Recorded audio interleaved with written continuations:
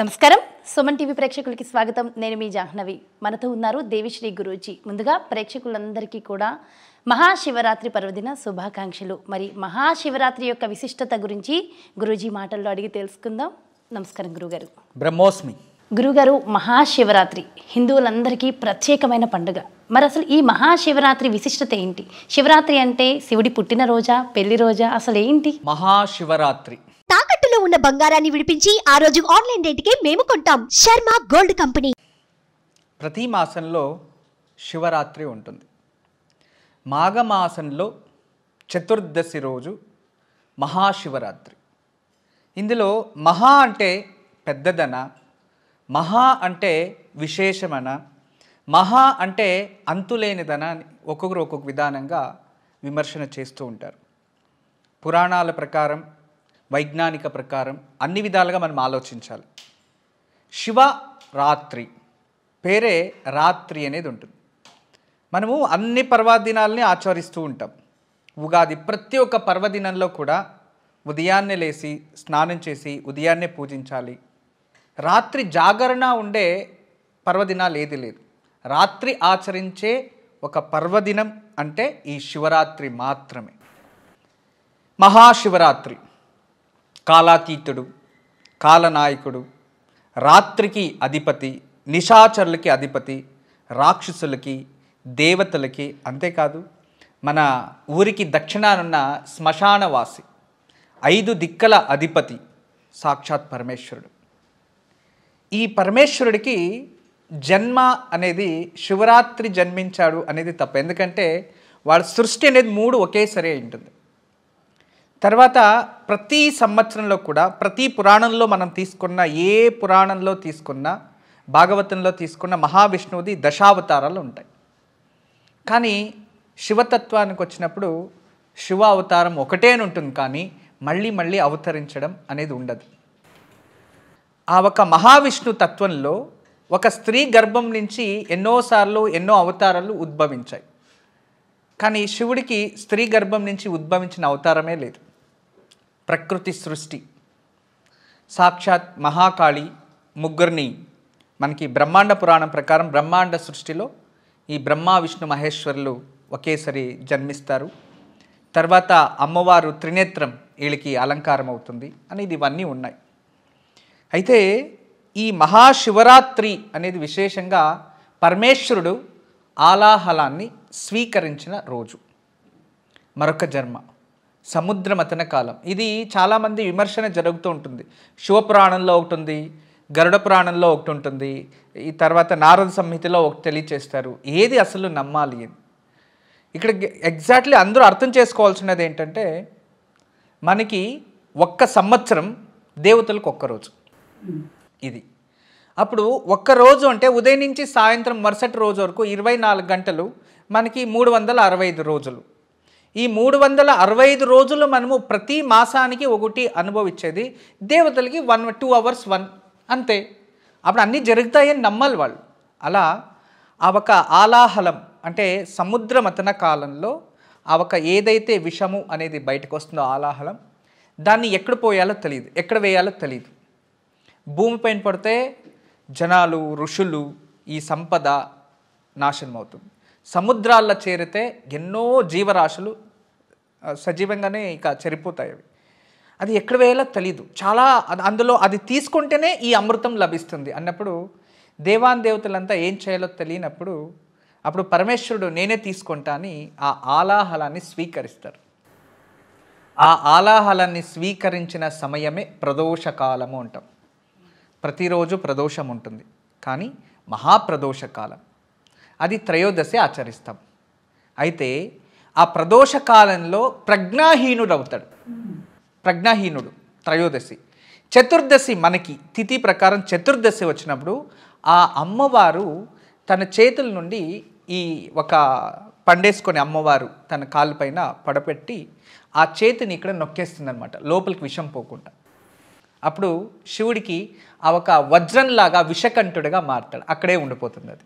తర్వాత దేవాను దేవతలందరూ, ఋషి మహర్షులందరూ కూడా ప్రార్థించిన తర్వాత ఆ ఒక పరమేశ్వరుడు ప్రజ్ఞాహీనంగా ఉంటాడు కదా, ఒక పరమేశ్వరుడికి ఆ సమయంలో ఒక ప్రజ్ఞ అనేది వస్తుంది. అప్పుడు కళ్ళు తీయంగానే దేవతలు అందరూ చూస్తుంటారు. అది చతుర్దశి సాయంత్రం అయి ఉంటుంది. అదే మహాశివరాత్రి. ఆ రోజు శివరాత్రి కళ్ళు తీశాడు కాబట్టి శివుడు పరమేశ్వరుడు, అమృతం వాళ్ళ చేతికి వచ్చింది కాబట్టి దేవతలందరూ ఆచరించే పర్వదినం ఒక మహాశివరాత్రి. అందుకే దానికి మహాశివరాత్రి అని వచ్చింది. శివరాత్రి రోజు జాగరణ ఎందుకు చేయాలి గురువుగారు? అంటే ఇది ఒక విజ్ఞానం. మహాశివరాత్రి అనేది ఒక విజ్ఞానం, ప్రకృతిలో జరిగే మార్పు అన్నమాట ఇది.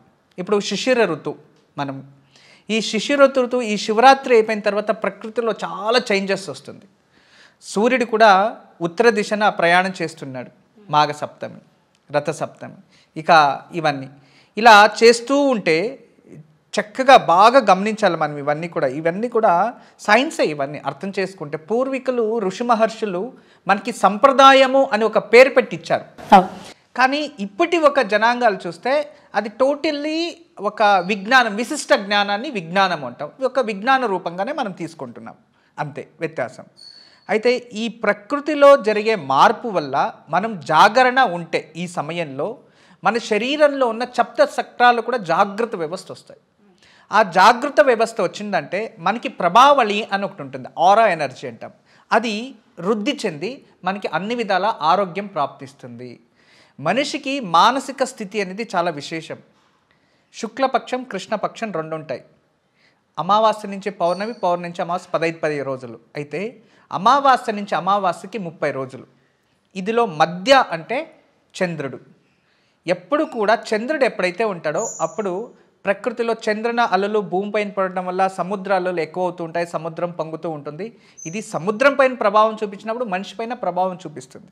అందువల్ల అటువంటి సమయంలో మానసిక స్థితిని, ఏకాగ్రతని పెంచుకోవడానికి ధ్యానము, మెడిటేషన్ ఇలాంటివన్నీ చేస్తారు. ఇదే విధానంగా అమావాస్య దగ్గరికి వస్తేనే చాలామంది వరకు మనము చూస్తుండొచ్చు దేవాలయాల్లో, మా పైన భగవంతుడు వచ్చాడు, దేవుడు వచ్చాడు.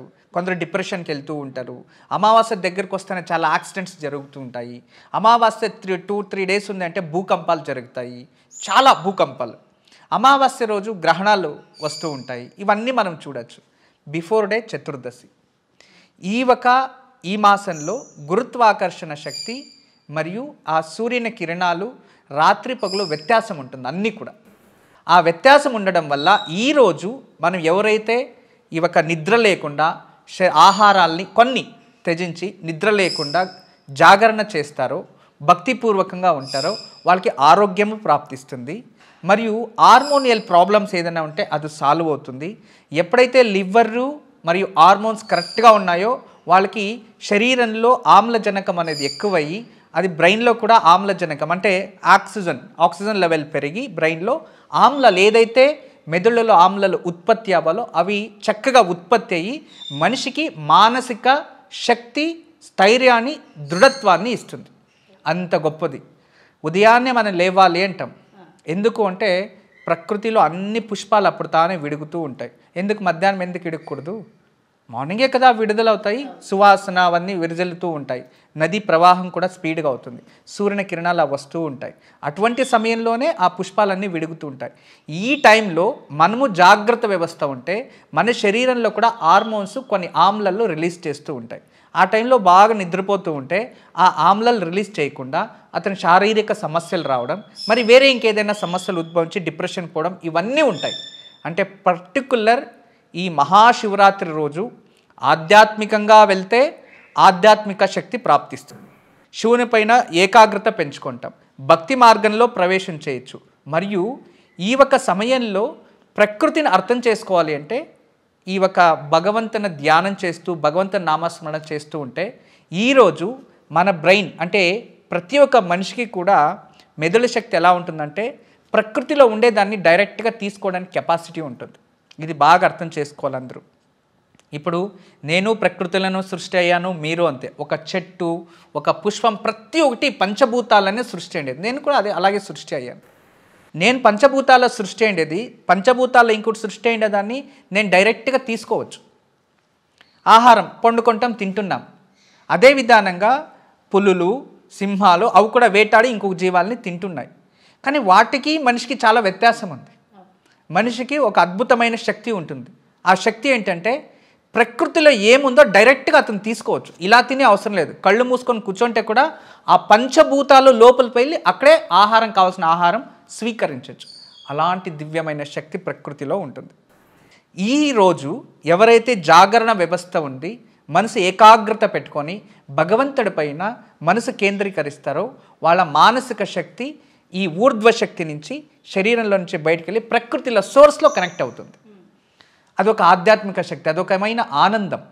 చాలామంది ప్రశ్నిస్తూ ఉంటారు, అవును ఇలా జాగరణ చేసి ఇలా పూజ చేస్తే మన కోరికలు తీరిపోతాయా అని కొందరు ప్రశ్నిస్తారు. ఇలా చేయడం వల్ల మీకు ఏం వస్తుంది అని కొందరు అంటారు. టైం వేస్ట్ అని కూడా కొందరు అంటూ ఉంటారు. పండు తినేవాడికే రుచి తెలుస్తుంది. టైం వేస్ట్ అనేవారు వాళ్ళకి వేస్ట్ ఏమో, కానీ వీళ్ళకి దాంట్లోనే సంతోషం, దాంట్లోనే సుఖం. దాన్ని నమ్ముకోవడం వల్ల ఖచ్చితంగా భగవంతుడు మనకు ఉన్నాడు, ఏదో ఒక రోజు మంచి చేస్తాడు అని కూడా ఒక నమ్మకం పెరుగుతుంది. వాళ్ళపైన వాళ్ళకి విశ్వాసం కూడా పెరుగుతుంది. జాగరణ చేయడం వల్ల మానసిక శక్తి, శారీరక శక్తి రెండు కలిసేదే కాకుండా భగవంతుని సమీపానికి, సంధానాన్ని పంచుకోవడానికి, అంటే స్నేహం చేయడానికి, భగవంతుని దారిలో నడవడానికి ఇది చాలా విశేషమైన రోజు. అంటే ఇక్కడి నుంచి డైరెక్ట్గా బెంగళూరుకి వెళ్ళాలంటే మనం కార్లో కూర్చొని వెళ్ళొచ్చు, ట్రైన్లను వెళ్ళొచ్చు. కానీ ఈరోజు ఫ్లైట్లో వెళ్ళేది అంటే చాలా త్వరగా చేరుకోవడానికి ఇదొక మార్గం. అందుకే ఈరోజు మనం అందరూ కూడా ఈ మహాశివరాత్రి రోజు అందరూ కూడా ఆ ఒక భగవంతుని ధ్యానం చేస్తూ ఏకాగ్రతగా జాగరణ ఉంటే దేవుడి దగ్గరికి ఈజీగా కనెక్ట్ అవ్వచ్చు. మన మనసు భగవంతుని దగ్గర చేరుకోవడానికి ఉంటుంది. అంతేకాదు కామ, క్రోధ, లోభ, మోహ, మద, మత్సర్యాలని అదుపులో పెట్టుకోవడానికి మన హార్మోన్సే కారణం. వాటిని కంట్రోల్ చేసే రోజు కాబట్టి ఇది చేసేవారికి మానసికంగా ప్రశాంతత ఉంటుంది. వాళ్ళ మనసులో కూడా కామ, క్రోధ, లోభ, మోహ, మద, మత్సర్యాలని వాళ్ళు కంట్రోల్ పెట్టుకునే కెపాసిటీ ఆ శరీరం, అంటే ఎవరైతే జాగరణ ఉంటారో ఆ శరీరానికి ఎక్కువ శాతం వస్తుంది. అందుకే మన పూర్వీకులు ఇలాంటి పర్వదినాన్ని ఆచరించారు. పురాణాలు అవే ఇచ్చాయి, విజ్ఞానం కూడా అదే తెలియజేస్తుంది. జన్మానికో శివరాత్రి అంటారు కదా గురువుగారు, అంటే జన్మ మొత్తం మీద ఒక్క శివరాత్రి చేస్తే సరిపోతుందంటారా? జన్మానికి ఒక శివరాత్రి అనేది ప్రతి ఒక్కటి ఆలోచించాలి. అంటే మనకి ప్రతి సంవత్సరం కొత్త సంవత్సరం అని ఎందుకు అంటుంటాం చెప్పండి? ప్రతి సంవత్సరం కూడా ఉగాది మరో జన్మ, మరో జన్మ అంటాం. ప్రతిరోజు కూడా మరో జన్మనే మనకి. వాడిక భాషలో జన్మకు ఒక శివరాత్రి ఉంటే చాలు అని వచ్చిందే కానీ ప్రతి నెలలో ఒక శివరాత్రి వస్తుంది. కానీ సంవత్సరానికి వచ్చే మహాశివరాత్రిని ఆచరించండి. నెలంతా ఆచరించకపోయినా పర్వాలేదు. జన్మానికి అంటే ప్రతి సంవత్సరం కొత్త జన్మ వస్తుంది. ఆ సంవత్సరానికి ముందొచ్చే శివరాత్రిని ఆచరిస్తే ఆ సంవత్సరం అంతా ఆచరించిన ప్రతిఫలం లభిస్తుంది. అంటే 12 మాసాల్లో వచ్చే శివరాత్రిలో ఈ ఒక మాసం రోజు శివరాత్రిని శివుణ్ణి పూజించి జాగరణ ఉంటే మిగతా 11 రోజులు వ్రతాన్ని ఆచరించిన పుణ్యఫలం ప్రాప్తిస్తుంది. అందుకే సంవత్సరానికి ఒక శివరాత్రిని ఆచరించాలి అని అర్థం. ప్రతి సంవత్సరం వస్తూనే ఉంటుంది, ప్రతి సంవత్సరం జన్మిస్తూనే ఉంటుంది కదా, 60 సంవత్సరాలు రిపీట్. దానికోసం వాడిక భాషలు ఇలా వచ్చింది, కానీ దాని అంతరార్థం ఇంతే. గురుజీ, శివరాత్రి చేసినంత చేతనే చాలా పుణ్యఫలం అన్నారు, కానీ శివరాత్రికి ప్రత్యేకించి ఒక రెమెడీ ఏమైనా ఉందా? ఖచ్చితంగా పరమేశ్వరునికి ఏది ఇచ్చినా తక్కువే, కానీ అతను ఏది కావాలి అని అడుగుడు. అందరూ తెలుసుకోవాలి భగవంతుడికి ఇష్టమైనది ఏంది అంటే భగవంతుడు ఏమీ అడగలేదు మనల్ని. ఇప్పుడు చాలామంది విశేషంగా భగవంతునికి వజ్రాలు, వైడూర్యాలు, కిరీటాలు అన్నీ ఇస్తూ ఉంటాడు, కానీ దేవుడు ఎప్పుడో వచ్చి నాకు ఇవ్వని ఏమీ అడగలేదు. పేదోడు ఒక దీపం వెలిగించినా తీసుకుంటాడు, గొప్పవాడు హోమం చేసినా స్వీకరిస్తారు. ఒక్కొక్కరికి ఉంటుంది యథాశక్తి అని చెప్పి. ఆ శక్తికి తగినట్టుగా భగవంతుని పూజించాలి అని శాస్త్రం చెప్తుంది. అయితే ఈ శివరాత్రి రోజు భగవంతునికి గంగాజలం అంటే చాలా ఇష్టం. నీరు, శుద్ధమైన నీరుతో భగవంతునికి అభిషేకం చేయడం, క్షీరాభిషేకం చేయడం, చెరుకు రసంతో అభిషేకం చేయడం, వాళ్ళ శక్తికి తగినట్టుగానే. నీరు పోస్తేనూ చాలు, కానీ అన్నిటికన్నా శ్రేష్టమైనది భస్మ నీరు. విభూదిని కలిపిన నీరుతో మృత్యుంజయ మంత్రం జపించి శివుడికి అభిషేకం చేయడం వలన ఖచ్చితంగా మనకి మృత్యు దోషాలు పోతాయి. మనిషి కోరుకునేది ఒకటే, 3 అకారాలు. ఒకటి అభివృద్ధి, రెండోది ఆయుష్, మూడోది ఆరోగ్యం. ఆరోగ్యము, ఆయుష్, అభివృద్ధి 3 అకారాలు. అకార, ఉకార, మకారం చేరితే ఓంకారం అవుతుంది. ఆ ఓంకారం జపించినా కూడా ఈ 3 లభిస్తాయి. ఈ విధానంగా పూజిస్తే 3 అకారాలు ప్రాప్తిస్తాయి. అంటే 3 అకారాలు, అందుకే త్రిదళం సమర్పిస్తే 3 అకారాలు. అదే విధానంగా భస్మ కలిపిన నీరు అభిషేకం చేసినా కూడా ఆరోగ్యము, ఆయుష్షు మరియు అభివృద్ధి ప్రాప్తిస్తుంది. అందుకే శివుడికి శివరాత్రి రోజు విశేషంగా మనము ఈ ఒక నీరుతో అభిషేకం చేయాలి. మరొకటి, శివుడికి ఇష్టమైనది పుష్పాలు కూడా ఉంటాయి. ఒక సంవత్సరం అంతా మనము ఏ ఒక అర్పించకపోయినా కూడా ఉమ్మెత్త పువ్వు అని ఉంటుంది, అది చాలా విశేషం, అది ఈరోజు సమర్పిస్తూ ఉంటారు. తర్వాత అర్క పుష్పం, జిల్లేడి పుష్పాన్ని శివుడికి ఈరోజు సమర్పిస్తూ ఉంటాడు. త్రిదళం, ఇవి విశేషం. అలా భగవంతుడికి మనం ఇదే కావాలని లేదు, ఏదైనా సమర్పిస్తే తీసుకుంటాడు. కానీ ఏది ఇచ్చినా కూడా భక్తితో ఇవ్వాలి. ఆ భక్తి మాత్రమే మనది. ఎందుకంటే దేవుడు పెట్టిన భిక్ష, ఇల్లు, కారు, భార్య, పిల్లలు అందరూ దేవుడిచ్చినది, డబ్బులు కూడా దేవుడిచ్చినదే అనుకోవాలి. అందరూ జన్మమిచ్చినదే భగవంతుడు కదా. ఆ జన్మతో మనం ఇలా పూజ చేస్తే దేవుడు మన పిలవంగానే రాడు. మనది, మన సొంతంది, మన చేతుల్లో ఉన్నది భక్తి మాత్రమే. ఆ భక్తితో భగవంతునికి ఏమి సమర్పించినా దాన్ని స్వీకరిస్తాడు. అందుకే మనకి ఈరోజు ఒక కథ ఉంటుంది, మీకు అందరికీ తెలుసు, బేడర కన్నప్ప కదా. బేడరు ఆ రాత్రిపూట, శివరాత్రి రాత్రిపూట తెలియకుండానే జాగరణ ఉండి నీరు లింగం పైన పోసి బిల్వదళాల చెట్టు అల్లాడితే బిల్వదళాలు పడితే శివుడు ప్రత్యక్షమిస్తాడు, తన కన్నిస్తాడు, నైవేద్యం అక్కడున్న మాంసం పెడతాడు అని భక్తిగా స్వీకరించాడు. అంటే భక్తితో నువ్వు ఏమిచ్చినా తీసుకుంటాడు, అహంకారంతో అహంభావంతో నువ్వేమిచ్చినా భగవంతుడు స్వీకరించడు అనే దానికి ఆ పురాణం నిదర్శనం. మరియు అదే విధానంగా మనము ఆచరించిన వారికి ఖచ్చితంగా ఆ పుణ్యఫలము ఉంటుంది. అయితే ఇన్ని పత్రాలు ఉండగా బిల్వ పత్రమే ఎందుకు శివుడికి సమర్పించాలి స్వామి? బిల్వము త్రిగుణం త్రిగుణాకారం త్రినేచ్చంత త్రియాయుధం త్రిజన్మ పాప సంహారం ఏకబిల్వం శివార్పణం. 3 దళాలున్న బిల్వము.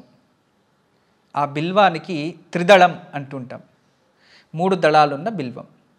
ఆ త్రిదళము అంటే బ్రహ్మ, విష్ణు, మహేశ్వర. ఒకవైపు బ్రహ్మ, ఒకవైపు విష్ణు, మధ్యలో మహేశ్వరుడు ఉంటాడు. తర్వాత ఆ బిల్వదళానికి పైన అమృతము, వెనుక వైపు యక్షికలు ఉంటారు. ఈ 3 కలిసినది బిల్వదళం. మనకి వేదంలో నేను చదువుకున్న మంత్రంలో బిల్వాన్ని నమో కవచనేచ బిల్వనేచ నమశివాయచ శివసేనాయచ అని చెప్తుంది. అంటే బిల్వదళాలు శివుడికి కవచం, బిల్వదళాలు శివుడికి సైనికులు. ఇప్పుడు మనకి యుద్ధం చేయాలంటే సైనికులు ఎలాగో భగవంతుడికి శక్తి, అది సైన్యము అని బిల్వదళాలను అర్చిస్తున్నాం వేద ప్రకారం. అయితే పురాణాల ప్రకారం చూసేదైతే చాలా శ్రేష్టమైనది మహాలక్ష్మి. తను ఈ ఒక కమల పుష్పాలతో పూజిస్తూ ఉంటే కమల పుష్పాలు సరిపోవు. అటువంటి సమయంలో ఎలా పూజించాలో అర్థం కాకుండా ఏదైనా మాట్లాడితే రుతభంగం అవుతుంది అని తన వక్షస్థలాన్ని తీసి పుష్పంగా మార్చి అందించింది ఆ మహాతల్లి. అందించినప్పుడు ఆ పుష్పపు ఆ పూ నుంచి వచ్చిందే బిల్వదళం. ఆ బిల్వదళం అంత శ్రేష్టమైనది. అందుకే శివుడికి బిల్వదళంతో మనం ఏమి లేకపోయినా పర్వాలేదు, ఒక బిల్వదళం ఉంచి కాస్త గంగాజలం లేదా ఒక చెంబు నీరు పోస్తే ఓం నమశివాయ లేదా క్లీం నమశివాయ అంటే చాలు, పరమేశ్వరుడు కృపాకటాక్షం మన పైన ఉంటుంది. భగవంతుడికి ప్రియమైనది బిల్వదళం. ఆ బిల్వదళాల్లో అన్ని విధాలుగా మనం చూడొచ్చు. తర్వాత దీన్ని విజ్ఞానంగా చూస్తే బిల్వదళం అందులో 3 గుణాలు ఉంటాయి, వాత, కఫ, పిత్త. ఆరోగ్యానికి కూడా చాలా మంచిది. బిల్వదళాలు నీళ్ళ వేసి 3 hours వదిలేసి దాన్ని సేవిస్తూ ఉంటేనే శరీరంలో 420 రోగాలు దూరం అవుతాయి. అది యాంటీవైరల్, యాంటీబ్యాక్టీరియల్, అన్ని విధాలుగా ఫైట్ చేస్తుంది. సంతానము లేని వారికి సంతాన ఉత్పత్తి కణాలు శరీరంలో ఉద్భవిస్తాయి ఆ ఒక బిల్వదళంలో ఆయుర్వేద ప్రకారం. అంటే 3 గుణాలు ఉన్నాయి. ఆయుర్వేదంలో కూడా దివ్య ఔషధము, అన్ని విధాలుగా మనిషికి ఉపయోగం. దాన్ని ముట్టుకోవడం వల్ల మరియు వాటి నుంచి వచ్చే వాసన వల్ల కూడా మనిషికి ఆరోగ్యం ప్రాప్తిస్తుంది. అందుకే బిల్వము స్పర్శతోనే ఎన్నో జన్మాలు పోతాయి. ఇంకోటి ఇంకా పవిత్రం ఏంటంటే బిల్వ వృక్షము ఒక్క ప్రదక్షిణ చేస్తే కాశీని ప్రదక్షిణ చేసినట్టు. అందులో అంటే బిల్వ వృక్షము ఇంటి దగ్గర ఉందంటే మా కాశీనే మన ఇంటి ముందు అని అర్థం. అంత గొప్ప వృక్షం అది. సాక్షాత్ పరమేశ్వరుడు వాసస్థానము నివాసము బిల్వవృక్షము అని పురాణాల ప్రకారం. దాని నుంచి చాలా పవిత్రమైనది, పరమేశ్వరునికి చాలా ఇష్టమైనది బిల్వదళం. బిల్వదళాలని సంకల్పం చేసి సంకల్పపూర్వకంగా శివుడికి బిల్వార్చన చేసి గంగా నీరుతో అభిషేకం చేసి భగవంతుని స్మరించండి, ప్రార్థించండి. ఖచ్చితంగా నమ్మకంతో ప్రార్థిస్తే మీరు అనుకోండి ఖచ్చితంగా జరుగుతుంది. అంత తృప్తి చెందుతాడు పరమేశ్వరుడు బిల్వార్చనతో.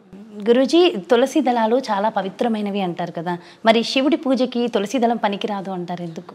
ఎందుకంటే బిల్వదళాలు అనేది సాక్షాత్ పరమేశ్వరుడే. తులసి లక్ష్మీ రూపం.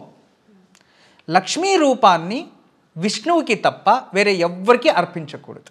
వినాయకుడు గణపతికి, వినాయకుడికి గణపతికి కూడా శాస్త్ర ప్రకారం అర్పించకూడదు. ఎప్పుడు కూడా అర్చనలో బిల్వదళం సమర్పయామి, ఒక్క దళాన్ని లక్ష్మీ కృపాకటాక్ష రూపంగా సమర్పిస్తున్నాం, అంతేగాని మాల కానీ వాళ్ళకి ధరించే అర్హత ఉండదు. దాని నుంచి ఏ కారణానికి కూడా ఆ ఒక మహావిష్ణు అవతరించిన మహావిష్ణు అంశంలో ఉన్న అన్ని దేవతలకి ఈ ఒక తులసి దళాలు తులసి అర్చన చాలా పవిత్రమైనది. కానీ శివుడికి తత్వంలో మనం పూజించే భగవంతుడు ఏదైనా పరమేశ్వరుడు రూపము అంటే ఇప్పుడు మనకి శైవాగమ ప్రకారం ఆ ఒక తులసి అనేది శివుడికి నిషిద్ధము అని చెప్తూ ఉంది, పూజించకూడదు. ఎందుకంటే సాక్షాత్ లక్ష్మీ రూపంని శివుడు స్వీకరించడు, అందువలన సమర్పించరాదు. అందులో చాలా అంతరార్థం ఉంది. అంటే దీని గురించి మనము చాలా చెప్తూ ఉంటే చాలా ఉంటుందన్నమాట. తులసి ఎలా ఉద్భవించింది, తులసీదేవి ఎవరు, అవన్నీ తెలుసుకోవాలి. దాని నుంచి శివుడికి మరియు శైవ పూజల్లో తులసి నిషిద్ధం. బ్రహ్మచారులు భగవంతుడికి మరియు సన్యాసులు మరియు ఈ ఒక మహావిష్ణువుకి సంబంధించిన వారికి వీటిని సమర్పిస్తూ ఉంటారు. గురూజీ, ఇంకొక ప్రశ్న, అంటే శివరాత్రి రోజు శివుడికి దీపం ఏ విధంగా పెట్టాలి? శివుడికి తైలాభిషేకం అంటే చాలా ఇష్టం, తైలాభిషేకం కూడా చేస్తారు. పరమేశ్వరుడికి ఈరోజు విశేషంగా నేను చదువుకున్న దీంట్లో కూడా అన్ని విధాల తైలాలతో కూడా అభిషేకం చేస్తూ ఉంటారు. తైలాభిషేక ప్రియ అని కూడా అంటుంటారు. తైలాభిషేకంతో తిల తైలము అంటే నువ్వుల నూనెతో శివుడికి చాలా శ్రేష్టమైనది. నువ్వుల నూనెతో దేవాలయాల్లో వెళ్ళి వెలిగిస్తారు. దేవాలయాల్లో వెళ్ళి అదే ఇంట్లో వెలిగించేటట్లయితే స్వచ్ఛమైన ఆవు నెయ్యితోనే వెలిగించాలి. ఇంట్లో లేదు అంటే దేవతా తైలము అంటాం. దేవతలకే తైలము, దేవతా తైలం పేరే దేవతా తైలం. అంటే విప్ప చెట్టు, విప్పమానుతో, విప్ప పుష్పాలతో, విప్పకాయలతో తయారు చేసిన విప్ప నూనె, వాటితో సర్వశ్రేష్టం. ఫస్ట్ అన్నిటికన్నా శ్రేష్టమైనది విప్ప నూనె, రెండోది నెయ్యి, మూడోది ఆవాల నూనె. వీటితో శివుడికి విశేషంగా శివరాత్రి రోజు వెలిగిస్తూ ఉంటారు. అది చాలా మంచిది. దేవాలయాలకు వెళ్ళి వెలిగించేటట్టయితే దేవాలయంలో తైలాభిషేకం నువ్వుల నూనెతో అభిషేకం చేస్తే కూడా శని దోషం పోతుంది. అక్కడ నువ్వుల నూనెతో దీపాలు వెలిగించడం వల్ల చాలా ఉపయోగం, ప్రకృతికి అది మంచిది. ఓకే, ఏ సమయంలో వెలిగించాలి? అంటే ఒకవేళ ఆలయ దర్శనం చేసుకుంటే ఏ సమయంలో దర్శనం మంచిది అంటారు? శివరాత్రి రోజు ఇది రాత్రి ఆచరించే పూజ. పొగలంతా శివధ్యానం చేయాలి. రాత్రి 4 కాలాలు ఉంటాయమ్మా. సాయంత్రం 6 గంటల నుంచి 6:30, దాదాపు 6:30 నుంచి అనుకోండి, 9 లోపు ఒకటి, తర్వాత 9:32 నుంచి 12 వరకు ఒకటి, 12 నుంచి 3 ఒకటి, 3 నుంచి 6 వరకు. ఈ 4 సమయాల్లో ధ్యానం చేస్తూ జాగరణ ఉంటూ ఒక ఆరతి ఇచ్చి శివుడికి ఒక గ్లాసు నీరైనా అభిషేకం చేయాలి. లేదు ఇవన్నీ మాకు చేయడానికి అవ్వదు అంటే ఒక మంగళారతి ఇచ్చి నమస్కరిస్తూ ఉంటే ఆయా సమయంలో శివుని ప్రాప్తించచ్చు. అంటే సాయంత్రం 6 నుంచి 9 లోపు ఒక సమయం, తర్వాత 9 నుంచి 12 ఒకటి, 12 నుంచి 3, 3 నుంచి 6, ఈ 4 సమయాల్లో మధ్యలో ఏ సమయంలో అయినా శివుణ్ణి పూజించాలి. అలా పూజిస్తేనే పూర్ణఫలం ప్రాప్తిస్తుంది. చాలా చక్కగా వివరించారు గురువుగారు. Thank you so much. నమస్కారం. బ్రహ్మోస్మి. చూసారు కదండి, శివరాత్రి పర్వదినానికి సంబంధించి అసలు శివరాత్రి పూజ ఏ విధంగా చేయాలి, మొదలు శివుడికి బిల్వదళాలు ఎందుకు అర్పించాలి, ఇలాంటి ఎన్నో అంశాలు గురువుగారు ఎంతో చక్కగా వివరించారు కదా. మరో చక్కటి వీడియోతో మళ్ళీ మీ ముందుకు వచ్చేస్తా. నమస్కారం.